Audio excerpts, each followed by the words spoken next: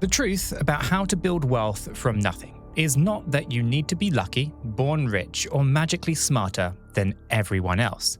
The truth is much more uncomfortable than that, because most people are not failing with money because they are stupid. They are failing because they were taught the wrong game. We were told the path was simple: get a job, work hard, save what you can, avoid bad debt, maybe buy a house, maybe invest a little. Then one day, after decades of discipline, you might finally look up and realize that you are wealthy. And listen, there is truth to that. Hard work matters, saving matters, avoiding stupid decisions matters.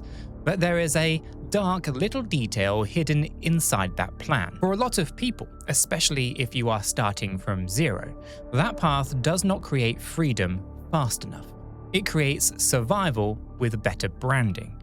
Now, you can work a normal job, do everything right, skip the holidays, keep the old phone, cook at home, avoid the flashy car, and still feel like you are running on a treadmill that someone else controls. So, the real question is not just how do you make more money? The real question is this: who taught you what money actually is? Because the moment that you understand that, everything changes.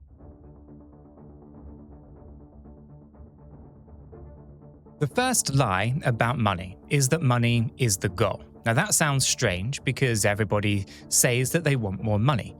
More money means less stress, more choice, more safety, more room to breathe. But money itself is not the goal. Money is a receipt. It is evidence that value moved from one place to another.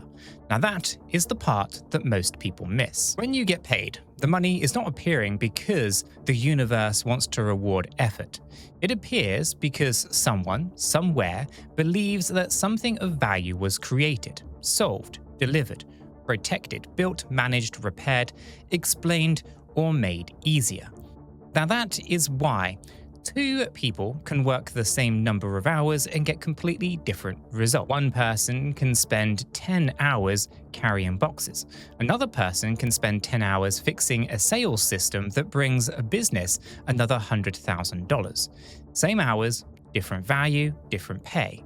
And this is where the story starts to get uncomfortable, because most of us were trained to measure our worth by effort.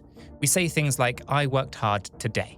And maybe you did, but the market does not pay you based on only how tired you are, right? It pays based on the problem that you solved, who you solved it for, how painful that problem is, and how rare your solution feels.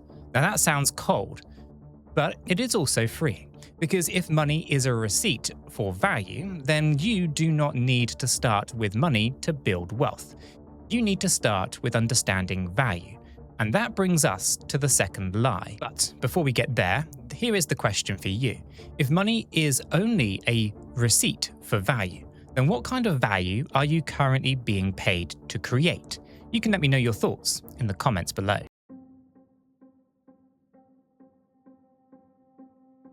Now, the second lie is that salary is always security. Now, a salary can be useful. It can help you stabilize your life. It can help you pay bills, build savings, recover from chaos, and buy time to think clearly.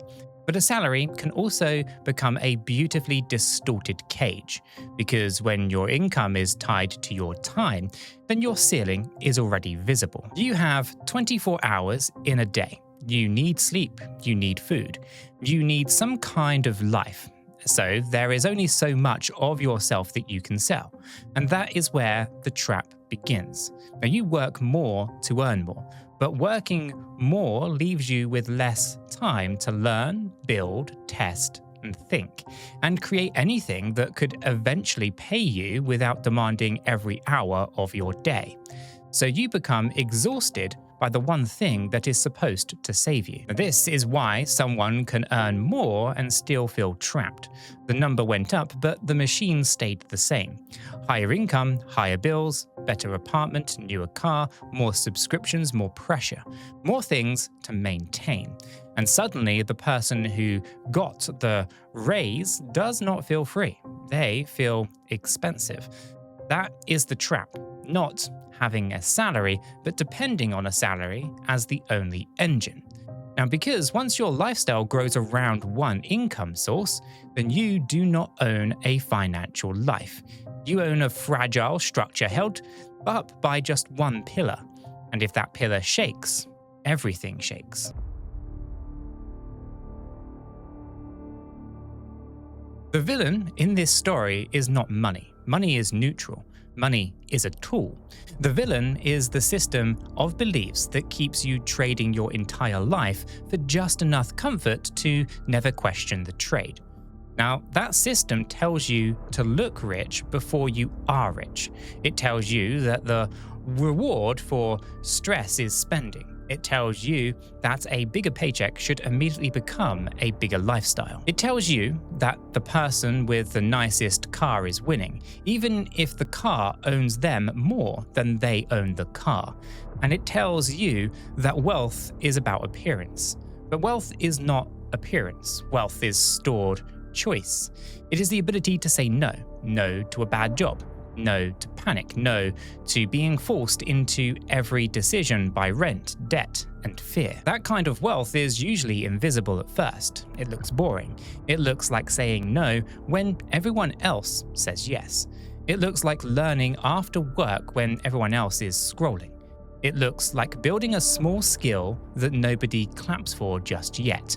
It looks like not buying the thing that you technically can afford because you understand that affordable does not always mean wise. This is where the story becomes hard because building wealth from nothing often begins with the most boring phase of all. You have to stop bleeding.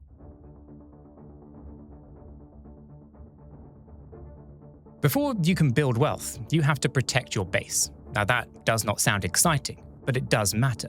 Every pound, every dollar, every euro that enters your life immediately escapes through rent, food, impulse spending, subscriptions, debt, and lifestyle pressure. Then your income, it is not a tool. It is a pass-through account. Money comes in, money leaves. You stay stuck. And the frustrating part is that this can happen at almost any income level. See, there are people earning very little who are trapped because there is not enough room to breathe. There are also people earning an awful lot who are trapped because they built a life that requires constant feeding. Different numbers, same problem, no gap. Now the gap is everything here. The gap between what you earn and what you spend is where your future is built. At first, that gap might be tiny, painfully tiny, but it is still the first piece of control. Because once there is a gap, you have options. Now you can build an emergency fund. You can pay down the debt that is eating your future. You can buy books, tools, courses, software, or time. You can test ideas. You can invest. You can survive a bad month without making a desperate decision. And that matters because poverty is not just having little money. It is having no room for error. So when one emergency can destroy your plan, you are not free just yet. So the first act of wealth building is not becoming flashy. It is becoming harder to break. Now, I do have to pause here for a second to let you know that I'm not a financial advisor. This video is for informational and educational purposes only.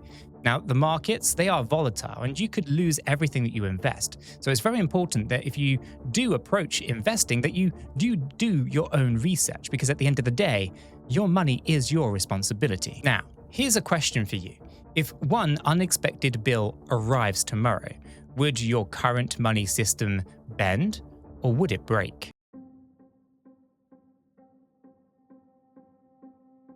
Now here is the part that nobody wants to talk about. Saving alone may not be enough. Now that is the deep dark hole in the traditional money story, because yes, saving, it is powerful. Yes, living below your means is necessary, and yes, discipline matters. But if your income is too low and your expenses are already stripped down, then there is only so much cutting that you can do before your life becomes miserable. Now, you cannot budget your way out of every situation. Sometimes you need a bigger shovel, and this is where a lot of people get angry, because they were told that if they were disciplined enough, patient enough, and frugal enough, that wealth would eventually arrive. But what if eventually is too late? What if the system is asking you to wait 40 years for a kind of freedom that you needed in your 20, or at least maybe even 20 years earlier, right? What if the real issue is not that you bought coffee? What if the real issue is that your income comes from a low leveraged position? Now, that word leverage matters, not in the risky sense of borrowing money that you cannot afford to lose. Leverage in the life sense, using skills, media systems, code, capital, reputation, relationships, or products to create results that are not limited to 1 hour of your physical effort. Now that is the dividing line. See, most people are paid for effort. Wealth is usually built through leverage. A worker can serve one customer at a time. A product can serve thousands. A consultant can work with one client at a time. A piece of software can work while the creator sleeps. A person with a skill can earn. A person with a skill and an audience has more options. A person with a skill, an audience, and a product has even more. Now, this does not mean that everyone needs to become an entrepreneur tomorrow, but it does mean that if you are starting from nothing, then your biggest job is not just to save. Your biggest job is to increase the value and reach of what you can offer.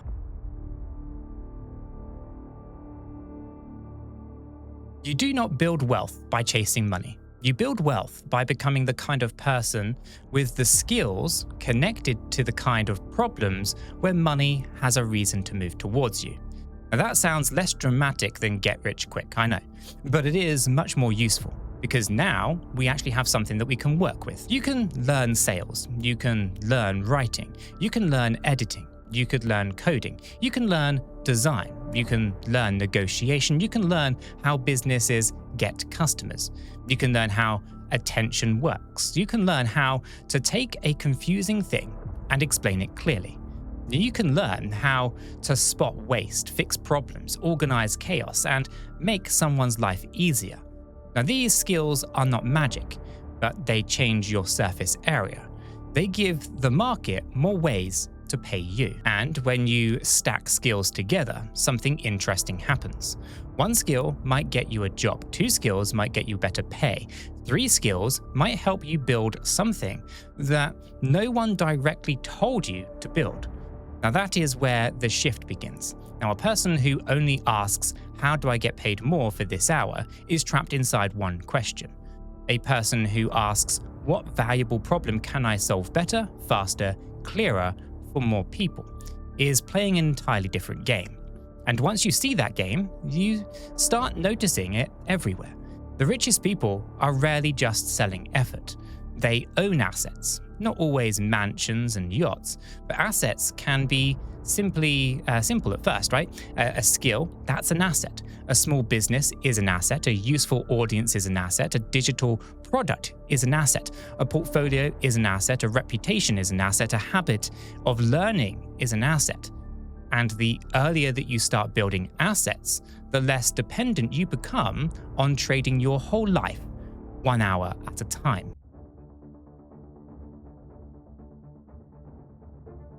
So what does the money engine look like? Well, it has 4 parts: earn, keep, grow, repeat. Now, most people focus only on the earn, right? They think more income will fix everything. But if you earn more and keep none of it, nothing changes. Some people focus only on keeping. They become amazing at saving but never raise their income ceiling, so the process is painfully slow. Some people focus only on growing. They invest before they have stability. They chase risk, copy strangers online, and confuse gambling with strategy. Now, the engine needs all 4 parts. You earn by increasing your value. You keep by controlling your lifestyle and reduce waste. You grow by placing money into assets that have a reasonable chance of increasing over time. Then you repeat long enough for the system to matter.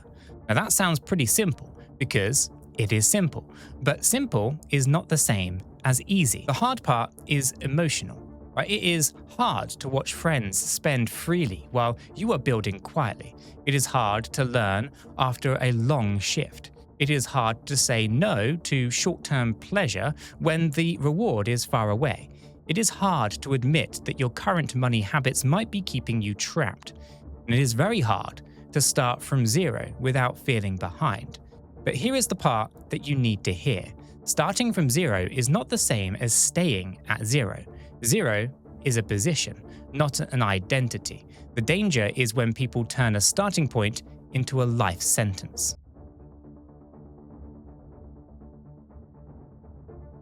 Every time people feel trapped, shortcuts appear. Someone will promise fast money, someone will sell the dream, someone will say that there is one secret, one trade, one coin, one business model, one hidden formula that fixes everything. And that is when people who are desperate become easy targets, because desperation makes nonsense sound logical. And if you feel like the normal path will take too long, the shortcut starts to feel reasonable. This is how people lose the little money that they have. They do not lose it because they are greedy monsters. They lose it because they are tired. Tired of being behind, tired of watching prices rise, tired of feeling like everyone else knows something that they do not. Tired of working hard and still feeling stuck. So they take a swing without understanding the risk. They skip the boring foundation. They skip the emergency fund. They skip the skill building. They skip the research. They skip the question. What happens if I am wrong? And then the shortcut becomes the longest road of all, because recovering from a bad decision takes time, money, confidence, and energy. The truth about building wealth from nothing is that speed matters, but direction matters even more. Going fast in the wrong direction is not progress. It is damage with momentum. And it raises a question for you. Are you building a real money engine? Or are you hoping that one lucky move will rescue you?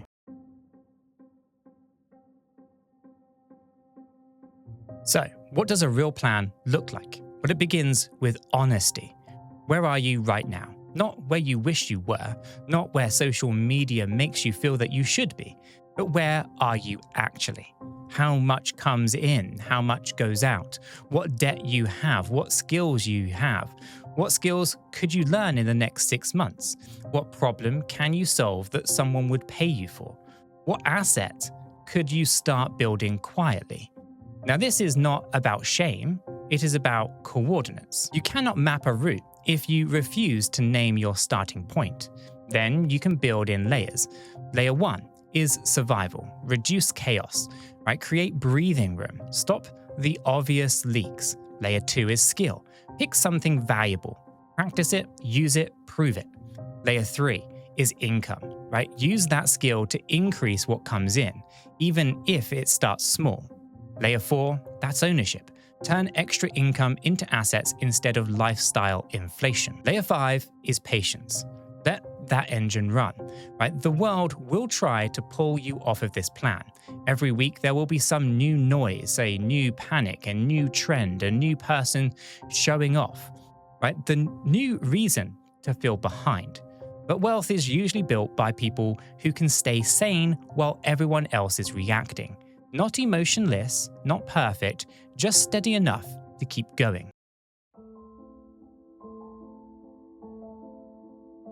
The untold truth about money is that wealth is not built from nothing. It is built from what people overlook. A spare hour, a hard conversation with yourself, a skill that nobody sees you practicing, a decision not to buy something, a small emergency fund, a side project that looks unimpressive at first, a notebook full of ideas, a budget that gives you control, a lesson learned from a mistake, a habit repeated when nobody is clapping. That is not nothing. That is raw material. And if you are starting with no money, well, that is the material that you use. You use attention, you use discipline, you use curiosity, you use the internet, you use your evenings, you use your weekends. You use your frustration as information instead of letting it become bitterness, because frustration is telling you something. It is telling you that the current system, it is not enough. So you build a better one. Not overnight, not with fantasy, not by pretending that risk does not exist. You build it piece by piece. Earn more by becoming more useful. Keep more by refusing to let every pay rise become a lifestyle upgrade. Grow more by learning how assets work before you throw money at things that you do not understand. Repeat long enough that your life starts to feel different. And that is the quiet truth. Money is not just numbers. Money is behavior. Money is skill. Money is patience. Money is value. And it can change your relationship with value. You can change your relationship with money. So the next time that someone tells you that the only path is to work, save, wait, and hope, remember that they are, or at least what they are really describing. They are describing one path, not the only path. The real path starts when you stop asking, how do I look rich? And you start asking, how do I become harder to break, more valuable to the market, and more in control of my time? Now that is where building wealth from nothing begins. Not with a lottery moment, not with a miracle, with a shift from chasing money to creating value, a shift from selling time to building assets, a shift from looking successful to becoming free. And once that shift happens, you are no longer just trying to survive the money game. You are finally learning how the game is played. But now, smash that like button, subscribe if you are new, and check out the video that is queued up on the screen. I will see you all over there.